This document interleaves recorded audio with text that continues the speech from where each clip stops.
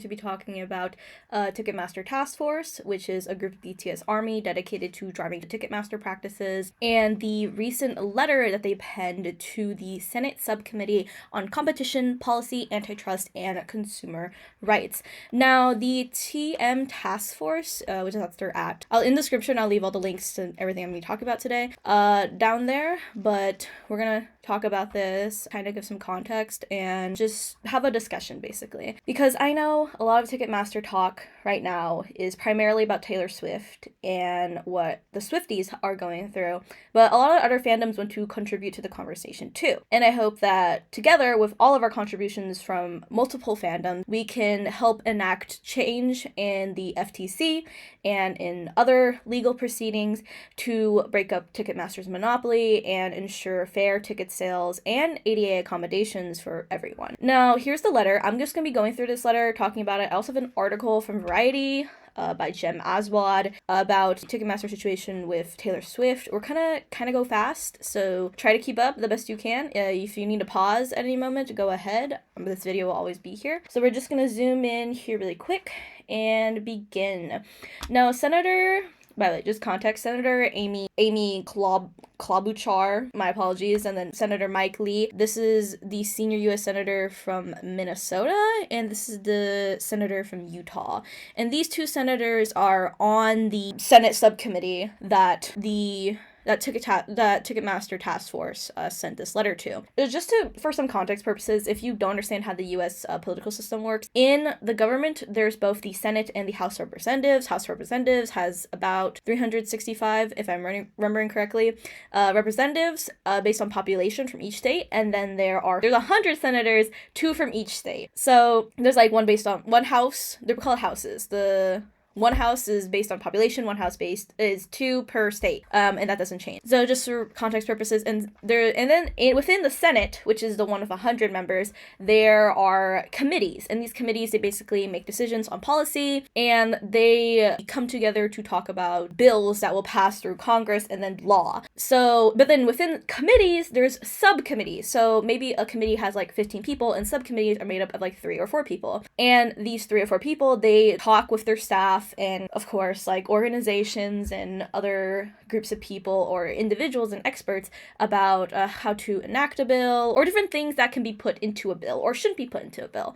So basically, these are the two main people you want to be talking to because they're on the subcommittee. Ticket Task Force did a whole a Twitter thread about it, but I'm gonna actually read through the letter with you guys and we're gonna discuss as we go. Okay, here we go. Dear Senators Klobuchar and Lee, on November 22nd, 2022, Reuters reported that a U.S. Senate antitrust panel will hold a hearing on the lack of competition in the ticketing industry after Ticketmaster's problem managing the sale of Taylor Swift tickets. We are a group of fans of the musical group BTS, commonly known by our official nickname BTS Army. We are writing to you in your roles as chair and ranking member, respectively, of the Senate Subcommittee on Competition, Policy, Antitrust, and Consumer Rights to pass along data and information concerning Ticketmaster's abusive practices in the primary and secondary ticketing markets. Just for context purposes, a chair is basically the leader of a subcommittee. Usually it's a senior member, and a ranking member is someone who's just more important than a regular member. As set forth below, over 1 year ago, in October of 2021, we, lawyers, entertainment industry executives, scientists, college and graduate students, among others, formed the Ticketmaster Task Force after BTS fans experienced issues similar to those experienced by Taylor Swift's fans earlier this month. October of 2022, this was when ticketing was happening for Permission to Dance in LA. That was the first time BTS were going to come back after the brunt of the pandemic. Using an online survey, we documented issues experienced by over 700 plus fans during and after several so-called verified pre-sales by Ticketmaster, and we can share all of our data. We believe our data show that Live Nation Entertainment, the parent entity of Ticketmaster, which dominates the market for ticketing, and Live Nation, which dominates the market for concert venues, logistics, and promotion, operates a flawed and dysfunctional ticketing platform that favors bots and brokers over fans, lining Ticketmaster's pockets at the expense of consumers and artists. Over and over again, fans are promised first dibs on tickets through pre-sales, only to be beaten out by bots, and forced to buy at exponentially inflated prices,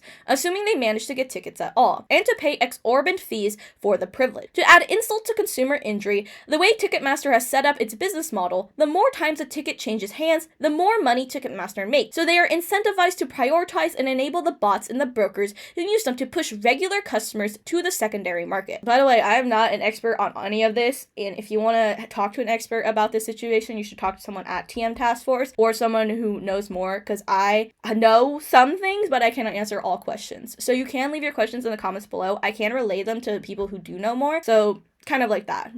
We are having a conversation here. Okay, let's continue. This is happening because Live Nation Entertainment, through its Ticketmaster and Live Nation lines of business, has a chokehold over ticketing and concert logistics and promotions for live music events across the United States. Artists have no choice but to use Live Nation and Ticketmaster for their tours. Yes, that is very true. Sometimes they get blacklisted if they don't. Which for most artists represents the overwhelming majority of their annual income, because Live Nation and Ticketmaster have exclusive arrangements with choice venues. Artists know that if they want to have Live Nation handle their tours, which artists are not resourced to do themselves, they have to use Ticketmaster for ticketing. Fans have to use Ticketmaster's shoddy, confused, poorly communicated, and often dysfunctional ticketing process because Ticketmaster dominates the ticketing market, especially at large stadiums or acts like BTS and Taylor Swift play. And although consumers have tried to challenge Ticketmaster's exorbitant fees and glitch-prone ticketing platform, Ticketmaster has used its terms of service, including a mandatory aberration clause, to block consumer action. We on the Ticketmaster Task Force would be happy to share all of our data with the panel or any of its members. We're also available for a phone call or a Zoom meeting to discuss further.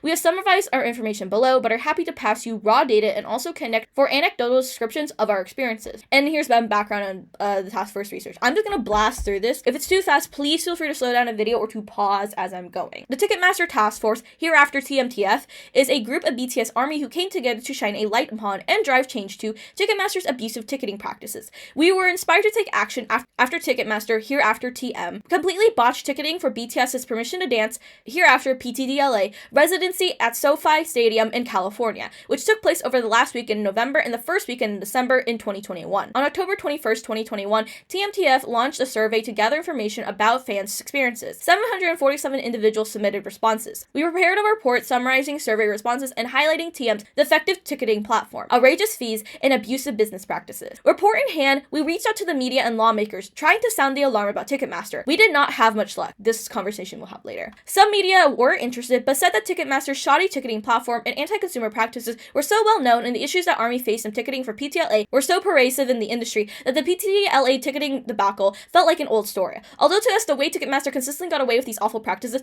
was the story. The press was indifferent. We continued reaching out and refining our strategy, but on November 5th, 2021, the tragedy of Travis Scott's Astro Road happened, and we stopped. Out of respect for those killed, injured, and are traumatized, we felt that the obvious safety issues Live Nation and Ticketmaster were involved in at Astro Road needed to be prioritized. Yes, that is very true. This is what happened. Basically, the timeline goes with the Ticketmaster situation is that armies are trying to talk a lot about the Ticketmaster situation, but then Astro Road happened, and out of respect, we pivoted our conversation. This happens a lot of times when it comes to Army. Like, there is never an ideal time for us to talk about an issue and for us to actually solve that issue, because we're very conditional as a fandom and a group of people, and we try our best to address things as they come along. So it is very frustrating that we could not have a larger conversation about this when it actually happened, but out of respect for the victims and Astro Road, it was important that we did pivot our conversations to talk about Astro World, because that was a whole other conversation that is also relevant to BTS Army and music fans as a whole. And let's just keep going. More recently, however, as noise started building around Taylor Swift's ticketing, we realized maybe someone would finally listen to what we say as well. As difficult as it is for us to accept that some fans seem to be judged as more worth listening to than others, we prefer to see wrongs righted and want to help as much as we are able to. Yes, this is basically the whole crux of the situation. I know there's a lot of conversation. I know fandoms are fighting. I know there's a lot happening in this moment about Ticketmaster and people frustrated, like, hey, why didn't you listen to us when we talked about this? How come you're listening to us? What is happening with Swifties instead? And I think instead of giving into that conversation and kind of fueling the flames, of course, we can have a lot of conversations about xenophobia and racism and how the music industry controls, like, the images of stars and, like, controls, like, who's popular and how they use different methods to make people popular, make people less popular. They do blacklisting and like that. We could have this whole conversation. But right now, the crux of the conversation is about ticketing, about Ticketmaster, and much like how Ticketmaster Task Force is talking about we prefer to see wrongs righted and want to help as much as we're able to. Of course, we can be frustrated, we can express those frustrations, I've expressed those frustrations, but at the end of the day, I really just believe in changing this. And I'm willing to work with everyone. Because when it comes to fandom, I side with the people who are in fandom. I don't side with other people. Because fandom, that's my people. Alright, let's do the next section. Background on BTS PTD LA ticketing. Wow, that's a mouthful. From the moment BTS announced PTD LA, everyone knew that demand for tickets would be extremely high. BTS was at that time and remains today the biggest band in the world by many measures, including music sales, streaming, and tour revenue. Even before PTD LA, BTS had been selling out large arenas and stadiums around the world for years. There was pent-up demand for seeing BTS live at the PTD LA shows because the group's sold out Map of the Soul World Stadium Tour had been canceled due to COVID. In addition, BTS's acclaim and popularity has shot up even higher during the pandemic with record-breaking Billboard chart successes, unprecedented Grammy nominations, and online concerts and contents watched by tens of millions globally. And finally, there are only 4 shows planned for PTD LA, with no other tour stops planned anywhere in the world at that time. Knowing that demand would be astronomical, BTS tried to increase the odds that tickets would end up in the hands of fans at reasonable prices. BTS's label and management, BTS's label, by the way, is Big Hit Entertainment, and management company Hybe is the parent company, worked with Ticketmaster for arranging for various pre-sales that could supposedly only be acted by being given a pre-sale code. These pre-sale codes were supposed to be limited to the following groups in the following order. Number 1, fans who had held VIP tickets to the COVID-canceled Map of the Soul tour. Number 2, fans who had held non-VIP tickets to the COVID-canceled Map of the Soul tour. Number 3, fans who were verified members of the official fan club. Number 4, Ticketmaster's verified fans. Each sale is supposed to be limited 4 tickets per code. Then there is supposed to be a general sale following all of the pre-sales if any tickets remain. Let's go on to the next section. It is important to note that BTS opted out of Ticketmaster's dynamic pricing practice for the pre-sales. Dynamic pricing increases the price of tickets according to demand in real time. It is similar to surge pricing on ride-sharing platforms. By opting out of dynamic pricing, BTS gave up additional profit to try and ensure that fans would be able to purchase tickets at reasonable prices. Yes, BTS is one of the only large acts at this moment who does not do dynamic pricing. That is like a very important point to make as well, because BTS very purposely did not want dynamic pricing, but Ticketmaster went out of their way to do a different thing. So we're going to talk about in the PTD ticketing experience. Ticketmaster's poor business practices and creation of confusion started even before PTD tickets were on sale. Our survey reveals that there was poor communication and massive confusion about how pre-sale codes would be applied for and distributed, how to get answers from customer service. Their customer service is awful, by the way. When fans reached out to Ticketmaster's various channels, email, phone, web, socials, etc., Ticketmaster provided inconsistent and contradictory information. Yes, that is very true. Once the first pre-sale began, by the way, just for context purposes, I went to PTD LA. I went on day 1, and then family and friends, they went on day 2. So I can speak to a lot of this experience. And also the ticketing for PTD LA. So I am very aware of what happened. Once the first pre-sale began, the experience was very similar to what was described by Taylor Swift fans and otherwise in the media afterward, i.e. long queues, a glitchy, error-filled seat selection and checkout process, and bots and brokers scooping up tickets to the detriment of actual fans with valid pre-sale codes. While the huge demand was expected, the free pre-sale was supposed to be limited to people holding VIP tickets to the previously canceled tour. That is a finite set of people and a number known to Ticketmaster. The demand was absolutely predictable. And yet, Ticketmaster changed the time buyers could enter the queue with a single tweet on Twitter. Pre-sale codes didn't work, and the time on the queue waiting to be able to see the seating map and buy tickets was hours and hours long, if one got in at all. Valid codes were rejected at checkout, and endless other glitches and errors made purchasing difficult at best, and more often impossible. Repeatedly, a buyer would select tickets, be directed to checkout, and told that another fan got the tickets first. But after that, the cart wouldn't be empty. And so when that fan was directed back to the buying arena, they were told they already purchased the 4-ticket limit, which in fact they had purchased no tickets at all, and were therefore not allowed to buy any more tickets. And the second pre-sale for official fan club members who previously had non-VIP Map of the Soul tickets was not better, and in fact could have been called worse. This is very true. This was the pre-sale that my family and I did. In addition to all of the glitches and errors reported above, the ticket purchasing process was continually interrupted with users repeatedly removed from the queue or purchasing map and redirected back to the beginning of the queue, with no explanation or instructions on how to fix the problem. The ticketing process was inconsistent from one pre-sale to another, leaving consumers very confused. The waiting room was delayed one day and queue halted on another day. During both pre-sale days, consumers reported numerous and various code errors, with no explanation of the meaning of the code or how to fix it. Other errors included payment problems, timing out before completing purchases, rejecting legitimate fan purchases because of erroneous ticket limit exceeded messages, it's not you, it's us error messages, and accounts not showing purchased tickets. These glitches and errors made ticketing impossible for many. Our research shows 68% of our survey respondents experienced technical glitches during ticketing, and 49% of respondents who experienced technical glitches ultimately were not able to buy tickets. That is a huge percentage, by the way. Meanwhile, on both days, as legitimate fans languished in queues, struggled with error codes, and waited on hold endlessly for non-existent customer service support, brokers, bots, and scalpers scooped up tickets seemingly with ease. Tickets started showing up on resale sites almost instantly at extraordinary markups. By the way, these extraordinary markups, it means like $1,000s. From tickets that are like hundreds to thousands, sometimes $10,000. It's absolutely insane. Actual fans were complaining in real time via social media to Ticketmaster's customer service and being ignored while the same seats they were trying legitimately to buy during pre-sales were showing up for verified resale at unbelievably high prices. And to make matters worse, these marked up resale tickets included ADA seating.